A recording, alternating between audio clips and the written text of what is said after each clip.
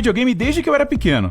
O problema é que, no meu caso, isso se tornou um vício que estava dificultando a minha vida. Antes de completar 15 anos, eu jogava muito videogame, mas não tanto a ponto de prejudicar minhas notas ou afetar outros aspectos da minha vida. Aí, meus amigos me apresentaram para um jogo competitivo na internet. Não vou citar o nome, mas a maioria de vocês já deve saber de qual estou falando.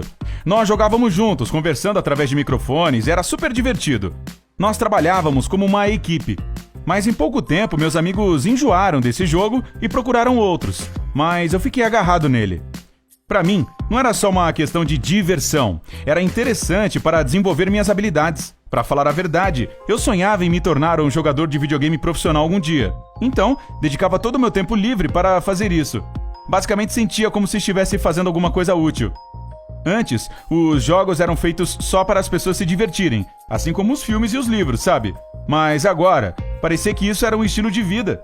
Eu passava todo o meu tempo livre jogando, atravessando a madrugada.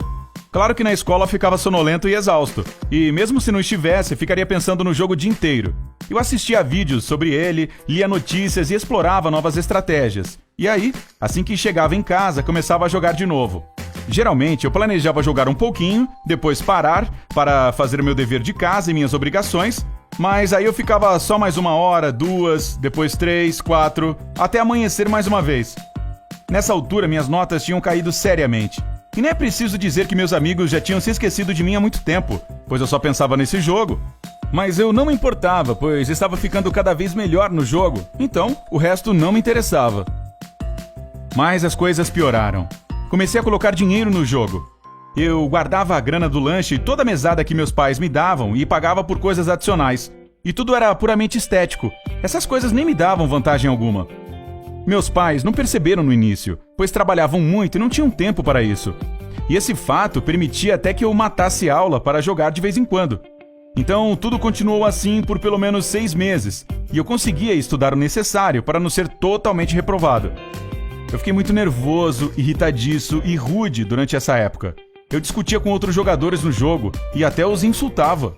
O engraçado é que eu já tinha visto jogadores assim desde o primeiro dia em que joguei, mas sempre ria deles, pensando que eu jamais iria para o lado do mal, como eles haviam feito. O mesmo estava acontecendo na vida real. Eu ficava o dia inteiro morrendo de vontade de voltar para casa para poder jogar e ficava irritado quando alguém tentava conversar comigo sobre seus estúpidos problemas. Era assim que eu pensava na época. Quando minhas notas ficaram muito ruins e eu estava prestes a ser reprovado, meus pais finalmente entenderam o que estava acontecendo e confiscaram meu computador. Eu fiquei louco. Eu tentei explicar a eles que valia a pena, que dá para ganhar milhões sendo um jogador profissional de videogame, mas eles não ouviram. Então fiz a única coisa razoável que eu poderia fazer nessa situação. Comecei a jogar uma versão barata do jogo no celular. Mas não demorou muito para que eles tomassem o meu celular também. Eu fiquei ainda mais louco do que da primeira vez e me recusei a ouvi-los, mas com o tempo comecei a perceber em que tipo de situação eu estava. Antes do meu vício começar, eu era um bom aluno. Não excelente, mas bom. Agora, eu estava reprovando em praticamente todas as matérias. Sim, até na aula de educação física. Os professores explicaram para mim e para os meus pais que eu teria que estudar nas férias, ou ficar 1 ano a mais para ter condições de passar nas provas futuramente. Perceber o quanto eu tinha prejudicado a minha própria vida foi devastador. Senti como se tivesse literalmente destruído minhas chances de ter um futuro promissor, ou de ir para uma faculdade por causa do meu sonho estúpido e surreal de me tornar um jogador profissional de videogame. Porque, na realidade, só 1 entre milhões tem a chance de conseguir isso. Eu assistia muitos vídeos e li artigos sobre caras mais velhos que tiveram o mesmo problema, e a vida deles eram horríveis. Aí, decidi dedicar minhas férias inteiras aos estudos. E, embora tenha sido triste e difícil para mim, a duras penas consegui me recuperar para o ano seguinte. Meus pais foram muito compreensivos e devolveram meu computador e celular assim que viram que eu estava me esforçando para corrigir meus erros.